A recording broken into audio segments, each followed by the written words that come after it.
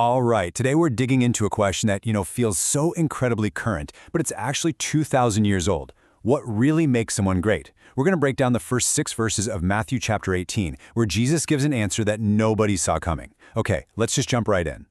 So I'll kick us off with this question from his own disciples. Who is the greatest?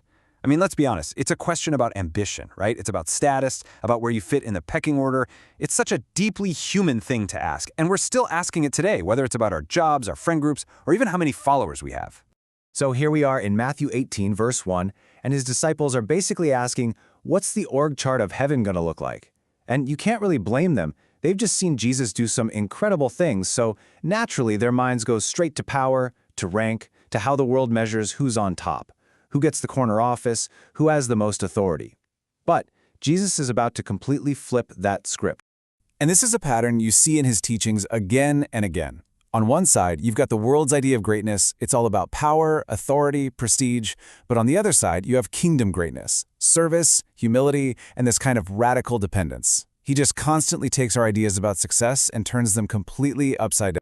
Now, in response to their big question about who's number one, Jesus doesn't give them a name. He doesn't give them a list of things to do. Instead, as we see in verse 2, he does something really simple, really visual. He performs this one single action that becomes the entire answer. Just try to picture this for a second. You've got these grown men debating who's the most powerful, and Jesus just stops the conversation, calls over a little child, someone with basically zero status, zero rights in that society, and places them right in the middle of the circle. I mean, the focus just completely shifts. It goes from a debate about strength to this living, breathing symbol of vulnerability. It's a stunning move. And then, in verse 3, he explains what he means. He says that unless you change and become as little children, you won't even get into the kingdom. And what's really key here is the difference between being childish and being childlike.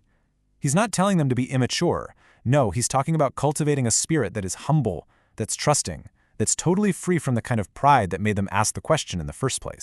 And there it is, the direct answer, right there in verse 4. So the whole point is this: greatness isn't something you achieve by climbing over other people. It's something you find by humbling yourself, by embracing that dependent, trusting nature of a child. The greatest person in the kingdom, it's the most humble one. It is a complete and total redefinition of what success even is. But he doesn't stop there. The lesson isn't over. The focus is about to shift.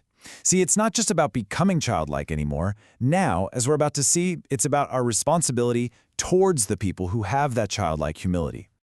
In verse 5, Jesus says that whoever welcomes one of these little children in his name welcomes him. And he's not just talking about being nice to kids. To receive a little child in this context means to welcome, to protect, to value anyone who is humble or vulnerable or defenseless. It's about taking that principle of humility and actually putting it into practice. You know, what's fascinating is that this idea that real strength is shown in how you protect the weak isn't just found here. We see echoes of it in codes of honor all through history.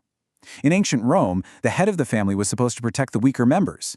In medieval Europe, the whole code of chivalry was built around knights defending the helpless. Even in feudal Japan, the Bushido code stressed compassion for the defenseless. It's this recurring ideal. True honor is about protecting the vulnerable. And the list just goes on, right? You see it with groups like the Knights Templar, who were sworn to protect pilgrims. You see it in philosophies from the Greek Stoics, who push for justice as a moral duty. This idea pops up again and again all across the world. Real strength, real honor, is measured by how you treat those who can't defend themselves. Okay, but the passage doesn't end on that noble note. After defining greatness as humility and telling them to protect the humble, Jesus delivers what has to be one of the most jarring and severe warnings in the entire New Testament. Just take a second and absorb the imagery there in verse 6. This is shocking stuff. It's visceral. He is making it crystal clear how seriously God takes it when someone harms or causes a humble, trusting person to stumble. The consequence he describes is, well, it's terrifyingly final. So, to really feel the impact of this warning, you gotta know what a millstone was. We're not talking about a small rock you can pick up. This was a massive, incredibly heavy stone used for grinding grain. Some were so big they had to be turned by a donkey. Tying one around someone's neck, that was a method of execution that guaranteed you were going straight to the bottom. The sheer weight and the certainty of it, that's the whole point of the analogy. Now, It's really important to understand that this is intentional, extreme imagery. It's hyperbole. Jesus isn't literally prescribing this as a punishment. He's using the most shocking metaphor he can think of to communicate the absolute, dead serious gravity of the offense. The message couldn't be clearer. This is how much it matters to God that the humble and vulnerable are protected. So let's just put all the pieces together. The whole passage has this really clear, logical flow. It starts with that very human question, who's the greatest? The answer comes back, the one who is the most humble. That answer then creates a responsibility, protect the humble. And it all ends with this incredibly stark warning. Harming the humble is one of the worst things you can do. It's a powerful, tight, cohesive message. And that leaves us with a pretty big thought to chew on.